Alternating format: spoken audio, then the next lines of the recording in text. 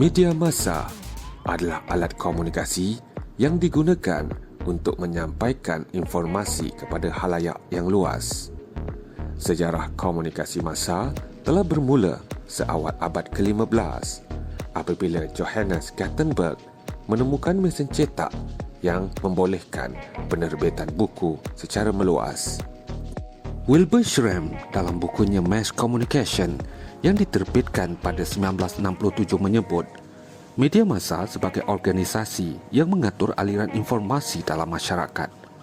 Menurutnya, media massa bertanggungjawab menyampaikan informasi kepada khalayak. Terdapat pelbagai jenis media massa dan pastinya ia mempunyai fungsi tersendiri. Media massa yang pertama adalah media cetak. Media cetak terdiri daripada akhbar, buletin ataupun majalah. Media cetak kebiasaannya memiliki penerbitan yang rutin. Sebagai contoh, akhbar biasanya diterbitkan secara harian atau mingguan. Bagi buletin atau majalah, ia biasanya diterbitkan secara mingguan atau bulanan. Akhbar menyediakan informasi terkini mengenai isu semasa, politik, ekonomi atau sukan. Sedangkan majalah yang diterbitkan secara mingguan atau bulanan biasanya berfokus pada topik khusus seperti fashion, hiburan, kesihatan atau teknologi. Selain menyampaikan berita dan maklumat, akhbar dan majalah merupakan medium periklanan yang penting untuk membujuk orang ramai terhadap sesuatu produk. Media massa kedua adalah media elektronik. Salah satu media elektronik yang popular adalah televisyen dan radio. Perkataan televisyen terbentuk dari gabungan perkataan Greek, iaitu tele yang bermaksud jauh, manakala dari bahasa Latin iaitu visio bermaksud penglihatan. Peti televisyen yang dijual sejak akhir 1930-an sudah menjadi salah satu penerima komunikasi utama di dalam rumah, perniagaan dan institusi, khususnya sebagai sumber hiburan dan berita.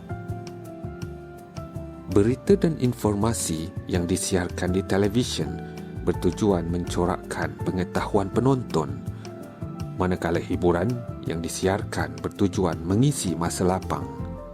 Televisyen turut menjadi alat penting untuk menyebarkan propaganda.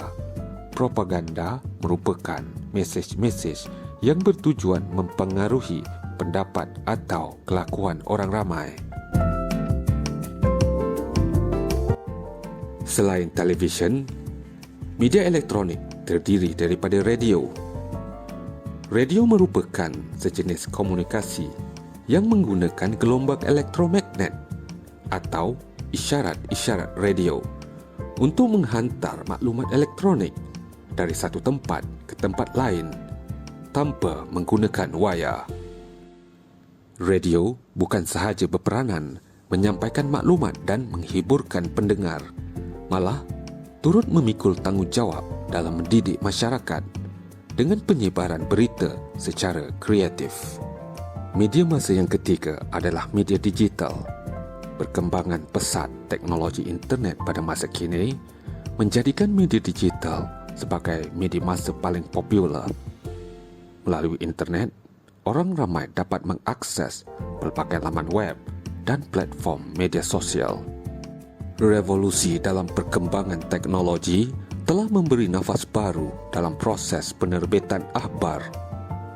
Pada masa kini, kebanyakan organisasi penerbitan akhbar telah mewujudkan laman web untuk menyebarkan maklumat secara online bagi memenuhi keperluan dan permintaan golongan pembaca.